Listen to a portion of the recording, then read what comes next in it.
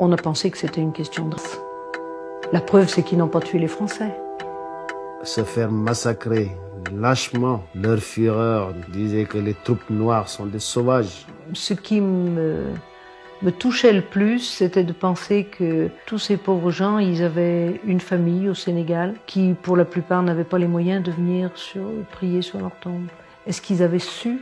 Ces tirailleurs africains se sont battus avec courage pour la France, mais ils ont été victimes d'un massacre raciste et sont tombés dans l'oubli. Voici l'histoire de la tuerie de Chasselet. En juin 1940, la France est envahie par l'Allemagne. Des tirailleurs africains du 25e régiment et leurs officiers blancs continuent à résister dans le village de Chasselet, près de Lyon. Originaires du Sénégal, du Mali, de Guinée ou encore de Mauritanie, certains ont été enrôlés de force, d'autres étaient volontaires. C'était les derniers combats pour essayer de retenir la puissance allemande. Voilà, ils ont livré bataille jusqu'à la dernière cartouche, mais évidemment, ils ne faisaient pas le poids par rapport à la force allemande. Encerclés, les combattants se rendent le 20 juin 1940. Les soldats nazis séparent alors les Noirs des Blancs.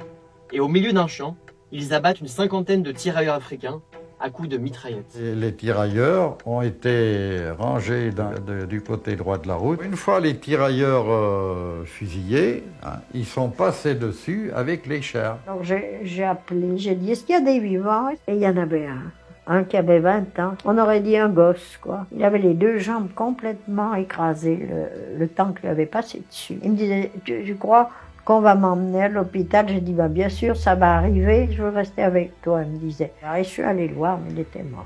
Oui, j'en pleurerais de repenser. Oui. Et puis, il y en a eu d'autres aussi.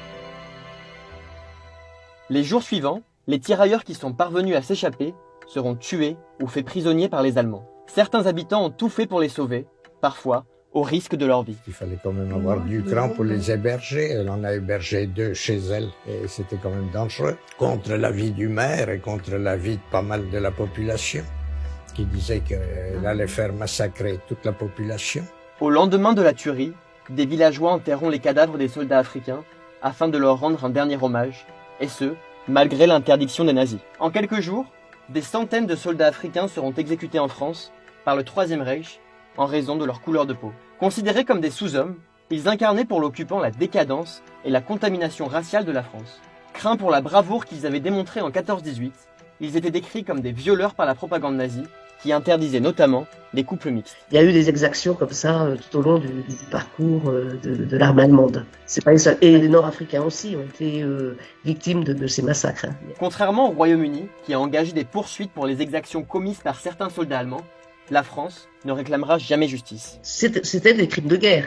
Et la France n'a strictement rien fait. Alors évidemment, on pourrait penser que parce que c'était des tirailleurs sénégalais ou des Nord-Africains, la France n'a pas engagé de poursuite.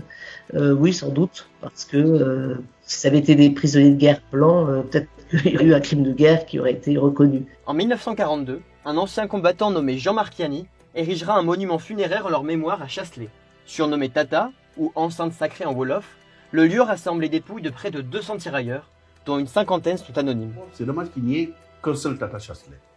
J'ai vu à Briançon des tombes de tirailleurs sénégalais. J'ai vu dans les Vosges des tombes de tirailleurs sénégalais. J'ai vu en Bretagne des tombes de tirailleurs sénégalais. Aujourd'hui, ce sont presque des morts amis. Des personnalités appellent désormais à renommer des lieux publics en hommage à ces soldats et à inclure ce chapitre sanglant de l'histoire de France dans les manuels scolaires. En janvier 2022, 2 plaques où figurent les noms de 25 soldats ont été dévoilées par le gouvernement.